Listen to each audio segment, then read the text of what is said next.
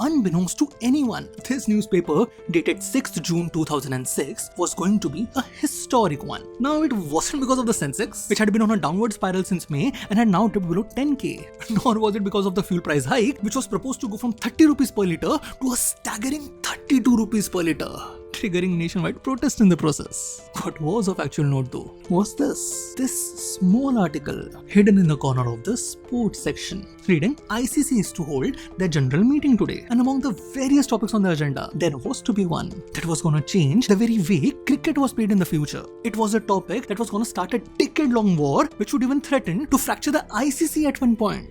It was a topic that at the time was labelled harmlessly enough. Discussions over implementation of a super appeal. That is, should the players be allowed to directly appeal to the third umpire? Yes, this was DRS, the first step towards the adoption of a system that has become universal in cricket today. This is where it began, as a small agenda topic after 14 rigorous years of lobbying and struggle by the cricket reformist faction. Ever since the first TV replay was shown in 1992, a significant section of cricketing bigwigs were demanding an increased incorporation of technology into cricket. A demand that was strongly pushed back by cricketing traditionalists, who, having a long line of history and a huge base to support on, they could easily suppress the reformists. Hence, in spite of having numerous technologies developed in the last decade, none of it would be allowed into cricket. Even the thing that was allowed, the TV replay, it was to be used if and only if the umpire deemed it fit. But thankfully, as the years would go on, an increasing number of sports around the world would start using such technologies. It was becoming clear to the traditionalists too. They had to find a way to keep up with the modern time. And this proposal, this was the result of the compromise both sides had reached, saying that players now could use referrals just like umpires, but only for LBW, that only 3 times in an inning. I know it doesn't seem like much, but at the time, this was a huge step. For the first time in the game, the players had a voice on the umpire's verdict. And what was even more important was that because this had the traditionalist nod, the voting for it went very smoothly. So smoothly, in fact, that the reformist faction would actually hold a press conference declaring that they hope to use the system this very year in the Champions Trophy. So, by the time the sun would set in London that day, the future of our game seemed really bright, ready to usher in a new age, a new dawn in cricket. And hence, everybody was completely blindsided the next morning when an article seemed to pull the very rug from under them. An article that covered an interview given by Steve Bucknor, saying it has been known to happen where the technology has been used to make the umpire look bad. I have been in a game where it had happened. Mats have been moved, balls have disappeared, ball hitting the bat and only coming up to the fielder's hand, but between the ball and the bat, no ball is found. And then you're told, sorry, we don't have that clip, we can't show it. I have been told that this ball is the one in which the batsman got out, but the one that is being shown is not the same one. Sometimes nothing is shown because the batsman was a key batsman and getting out at that stage would have made life very difficult for them. Now, before we delve into all of these accusations, it's important to understand where all of this was coming from. The last few years had seen a huge influx of money into the game, mostly through broadcasters. But this gargantuan investment meant that now they had to find a way to recoup their money. The easiest way to make it so, have long but thrilling and close matches, which ultimately should result in the home team winning. So that on one hand you can show a lot of ads, then the winning leads to a positive association, causing more companies to be interested in showing ads, leading to more profit. You get the idea, right?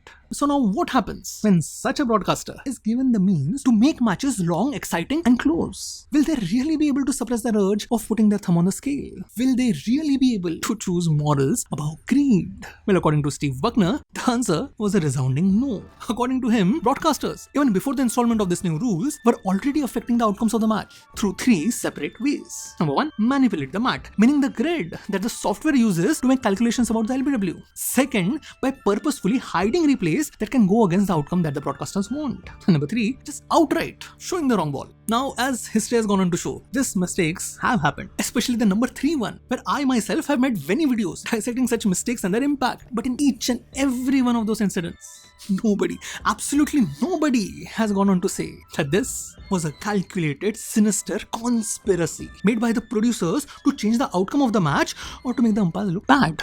This statement was a very deliberate choice of words from Bucknor. He could have just called it a mistake or that the technology was not up to par. But he chose to call it a conspiracy.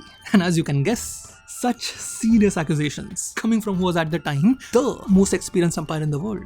Someone who had officiated 100 plus tests and stood in the finals of 3 World Cups. And when somebody like him says this by going against an ICC directive that explicitly prohibits umpire from doing so, hence risking some severe consequences and punishment. So simply put, those words from that person were a bomb. A bomb that caused the fight between the traditionalists and reformists to start anew, with everything ultimately blowing up in ICC's face. And the first one to provide a counterfire was Peter Hutton, a vice president of 10 Sports. The kind of doctoring that Bucknor is talking about, we actually don't have the time to do that. And yes, there are multiple camera angles that are offered, but they aren't always available. For example, there might be a player in front of it or the umpire in the way. As a TV company, you can't guarantee that every angle will be available at every incident. I would be hugely surprised if anyone did this with malice or an intention behind it. But this one bullet from Hutton would be suddenly met with a barrage from the other end, starting from our very own Harsha Bhogle. The position of the mat is the producer's responsibility, and that can be definitely tampered with. The more technology ICC uses, the more it hands over responsibility to the television producer.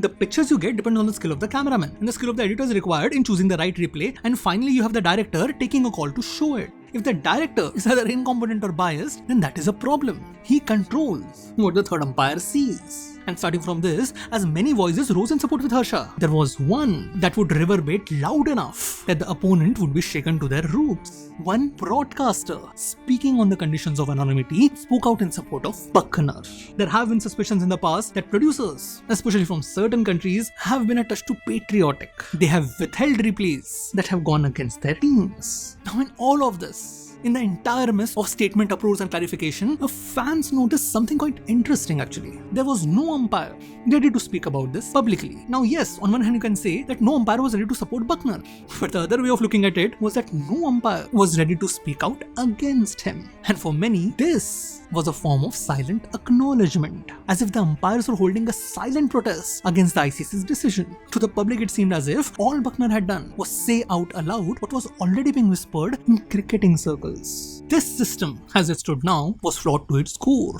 and if allowed to continue, it could easily destroy any and all fairness in cricketing matches, making it a heaven for cheating and greed. So in traditionalist eyes, what was earlier just some concern for alleged cheating, it would now become a full-blown battle for the very soul of cricket. And so, ICC started getting pushed in every way imaginable. The immense amount of pressure that must have been put on ICC in those few weeks could be easily surmised from the fact that in spite of everything that had happened, nobody in ICC was ready to say a word against Bucknor.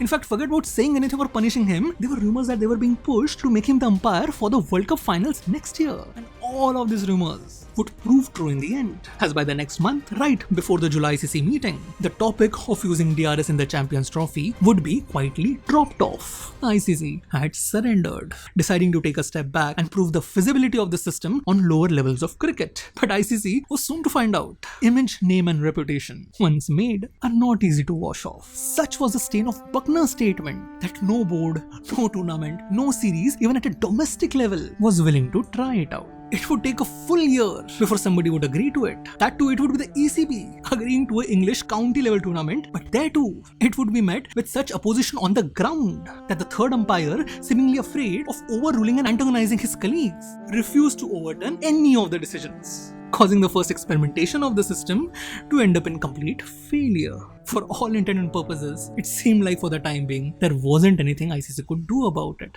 But that is when a miracle occurred. The 2007 Australian Open, for the first time in tennis history, decided to use a version of the Hawkeye system, the very same system that they were planning to use in cricket. And as the reports and analysis came out, this experiment was a resounding success. The reliability of the technology had been proved on a world stage. And even if it was not for cricket, the ICC for once could go on the attack, making sure that the 2008 annual meeting would see the DRS implementation push through. Through this, they could make sure that this would be used in ICC tournaments. But boards were always given their own autonomy, and if no board actually used it and practiced with it, surely using it in just ICC tournaments wouldn't give it any acceptance. So, they first somehow tried to convince England and South African board to try it out in their test series. But even after months and months of deliberation, both the boards refused. According to them, they just couldn't risk alienating umpires in the end. And it was at this point, with ICC seemingly at the end of the rope, that India jumped into the fray. the very same India that was to campaign hook and crook against the system for the next decade. They were the one to come forward to give this new system a try. But as history would go on to prove, a multifaceted game like cricket was much more complex than just checking whether the ball is inside or outside the line. Over the 3 tests against Sri Lanka, the DRS and the numerous glitches it had would set out so many red flags that by its end, the first international experiment of DRS would end up in even a bigger controversy than its first domestic trial. More importantly, it would cause the most powerful board in the world, who till that point had just been happy to sit on the fence, to finally pick a side. BCCI had joined hands with the traditionalists. DRS for the time being was dead in the water, put there by one single umpire giving one simple interview, sitting on the beaches of Caribbean. Now don't take me wrongly here, it's not that the ICC didn't try to implement the system henceforth, but the Bucknor backed traditionalists and the money-backed BCCI together meant ICC would have to backtrack each and every time, all the way up to 2012, when finally everything was gonna come to a head. Now what exactly happened there? It's something that we have already covered, but suffice to say, it too begins, shockingly, from one of Steve Bucknor's objections: a wrong replay. So do give that video a watch. Till then, I hope you enjoyed this video. I hope you have a good day. Thank you for watching.